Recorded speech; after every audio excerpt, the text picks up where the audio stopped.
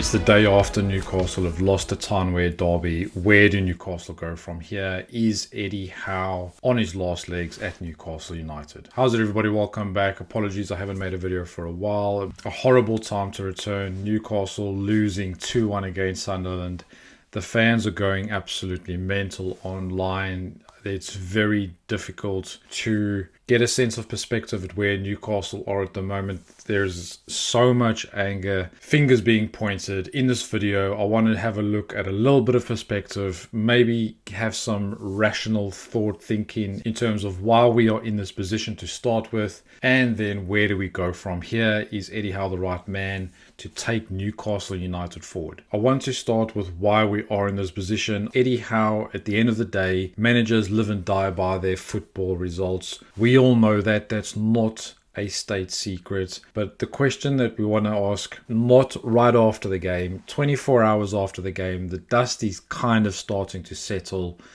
Still a lot of anger from Newcastle fans. In terms of making a knee-jerk reaction or thinking about things holistically, I think we need to consider why we are in this place. Now, first things first, if we look at Eddie Howe, the performance against Sunderland is fundamentally the manager's responsibility. I don't think he picked the best side. I don't want to go into tactics and formations or the nth degree, but there are huge conundrums at Newcastle. There's huge problems with the squad that we have. And I don't want to use the word but, if, maybe. However, I do think there are extenuating circumstances when you take a step back and look at why Newcastle United are in the position where they're in, currently languishing at 12th in the table.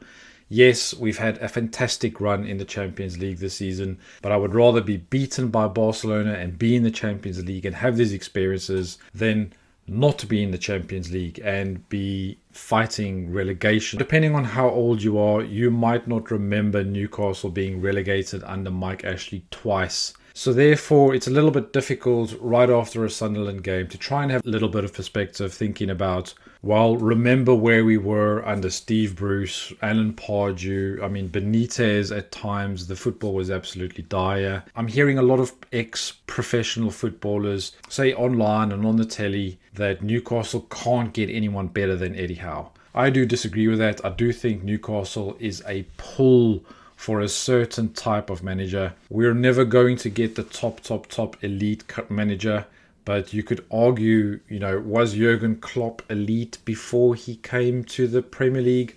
I don't think so. I think he made his name at Borussia Dortmund and then really came and established himself as one of the world's leading coaches, going toe-to-toe with Pep, playing an exciting brand of rock and roll football. Tuchel, same thing, in terms of his reputation, Antonio Conte, Jose Mourinho, Carlo Ancelotti, etc., etc. I don't think it would be remiss, and I'm not trying to disrespect Eddie Howe by saying that these types of coaches at a European level with European experience probably have a little bit more tactical nous than Eddie Howe has. But again, if you have to look at the guy's CV and his resume, and this is what's so difficult, because this is what ex-footballers who are not Newcastle fans and who don't watch the games week in, week out, every single second, breathing in black and white. What they are saying is, well, he took the club over when we were fighting relegation, when the club was purchased.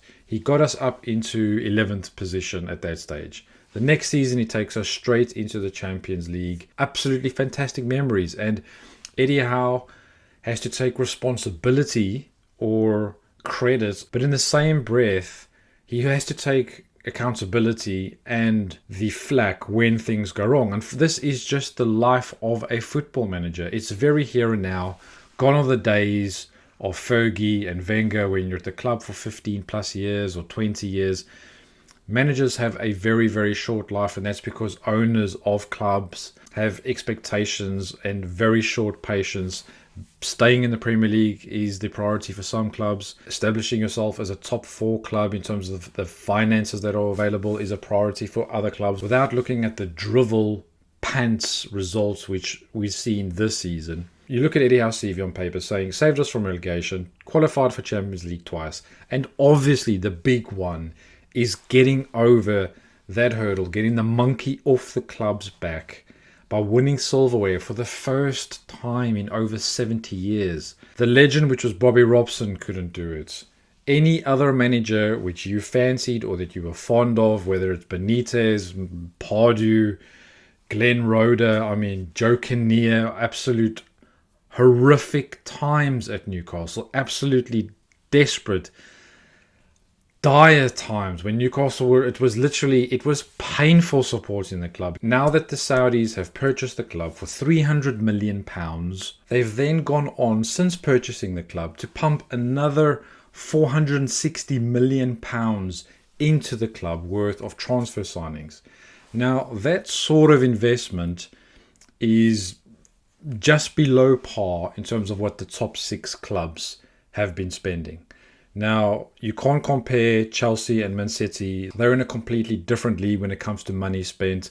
Obviously, Man United, Arsenal as well. Liverpool, have spent at a huge season last season. But with that money comes expectation. That expectation is basically success. And success is, for Newcastle, now qualifying in the Champions League every single season. Eddie Howe's done it twice in his tenure at Newcastle. Is that good enough to keep him around? I don't think the fans, and this will be very interesting to hear your view, I don't think that's now good enough. Fans are now seeing Champions League qualification that is top 4, that is a cup. We need to remember that the manager at the helm at the time who delivered that was Eddie Howe. Now, I'm not making a case for Eddie Howe to stay. There are extenuating circumstances, and let me give you an example. Now, if you're going into work in the morning, or if you're going into school, or if you're going to a meeting or an appointment, and if you are late for that, your manager absolutely rains hell down on you. You can have a couple of excuses for being late. Either your trains were late, or your kid was ill, or something along the lines where it wasn't entirely 100% your fault. And you say that to your manager, that means there's extenuating circumstances on why you were late. But in the same instance, if you were out on the lash last night, or you don't own an alarm clock, or you just don't give two shits about being late, that is obviously down on you. That's the same circumstance in terms of you're late, but it kind of depends on why you're late. And this is the problem I think a lot of fans are not really paying attention to, in terms of why can't Newcastle, the season after qualifying for Champions League, we were in an unbelievable position going into the summer. We had just won a trophy. We were qualified for Champions League. And everyone keeps on going on and on and on about, if you don't qualify for Champions League, your best players are going to leave you, and or you can't attract the best players to the club. I think that is absolutely bullshit. But it is bullshit if you are one of the top quote-unquote 6 clubs, maybe call it 5 now because Spurs might be going down. But if you are one of the top 5 clubs and you are not in the Champions League, you have no problem attracting quality at all. The reason for that is because you can afford to pay the players huge salaries. A perfect example of that, Man United last season, finished in 15, somewhere around that area. They still attracted Brian Mbeumo. They still attracted Matheus Cunha. They still attracted Benjamin Sesko. Absolutely no problem. They had no European football. I look back to the extenuating circumstances. Newcastle, the end of last season, finished in the Champions League position. We were so lucky. We lost at home to Everton. We were lucky that Man United beat Aston Villa. If it weren't for Man United beating Aston Villa, we wouldn't have been in the Champions League this season, and we wouldn't have had the 70-80 million pounds worth of revenue that we've accrued for being in the Champions League. That was luck. So the decline had already started after we'd won the Carabao Cup, right? But going into the summer, it was absolutely fantastic. I was on holiday with my family and the Alexander Isak news broke. That's when I felt I had to start this YouTube channel, because the writing was on the wall. As soon as Alexander Isak said, I want to go, I knew that this little honeymoon period for PIF and Saudi and this Eddie Howe squad was over, because we didn't have a director of football and we didn't have an active CEO at the club. I hear so many fans saying Eddie Howe has spent £200 million on Voltemade, Ramsey, Chow, and Visa, etc. Eddie Howe spent that money because he was put in a position by Newcastle where he had no director of football or sporting director, whatever you want to call it, and he had no CEO. And then people mock him about his cousin or his nephew, Andy Howe, going into the negotiating table and having his pants pulled down for paying £55 million for Johan Visa. They did exactly the same to Brentford that we vilify Isak for doing to Newcastle. He did exactly the same. Isak went on strike, Visa went on strike. Exactly the same circumstances, different quality or different profile of player. We can't turn a blind eye to that, because when it doesn't suit us, then we can call him a rat. But when it does suit us, we were all happy. The guy's got the number 9 shirt for Newcastle. The number 9 shirt for Newcastle is the holy grail. Again, if you look at how the summer was dealt with, and everyone's saying Eddie Howe spent £250 million. It's not Eddie Howe's job to do negotiating with other clubs. But he was put in that position by the club. If you think about the summer holidays that you had, Eddie Howe didn't have a summer holiday. He was going and doing 2 other people's jobs.